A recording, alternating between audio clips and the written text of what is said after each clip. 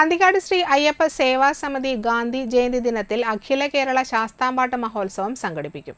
ഇത്തവണത്തെ പെരിങ്ങോട്ടുകര ദേവസ്ഥാനം മകരജ്യോതി സുവർണമുദ്ര പുരസ്കാരം ശാസ്താംപാട്ട് കലാകാരൻ ദിനേശൻ കൈനൂരിന് സമ്മാനിക്കുമെന്ന് സമിതി chairman E Rameshan, general convener Anthikad Padmanabhan എന്നിവർ വാർത്താസമ്മേളനത്തിൽ അറിയിച്ചു. 1 പവന്റെ സ്വർണ്ണ ലോക്കറ്റും ക്യാഷ് അവാർഡും പ്രശസ്തി പത്രവും അടങ്ങുന്നതാണ് അവാർഡ്. ഇതോടൊപ്പം മറ്റ് 9 പേരെ ശരണകീർത്തി പുരസ്കാരവും നൽകി ആദരിക്കുന്നുണ്ട്. 10ാം വർഷമാണ് പുരസ്കാരം നൽകി വരുന്നത്. 12 വർഷമായി സമിതി ശാസ്താംപാട്ട് മഹോത്സവം നടത്തി വരുന്നുണ്ട്. ഇത്തവണ ശാസ്താംപാട്ട് മഹോത്സവത്തിൽ 4 ജില്ലകളിൽ നിന്നായി പ്രമുഖ 9 ടീം മത്സരിക്കും. സ്കൂൾ കലോത്സവങ്ങളിൽ ശാസ്താംപാട്ട് കലയെയും ഉൾപ്പെടുത്തണമെന്ന് ഭാരവാഹികൾ വാർത്താസമ്മേളനത്തിൽ ആവശ്യപ്പെട്ടു. ഈ ആവശ്യമുന്നയിച്ച് വിദ്യാഭ്യാസ മന്ത്രി അടക്കമുള്ളവർക്ക് നിവേദനം നൽകി വരാറുണ്ടെങ്കിലും അംഗീകാരം ലഭിക്കുന്നില്ലെന്ന് അയ്യപ്പ സേവാ സമിതി ഭാരവാഹികൾ പറഞ്ഞു.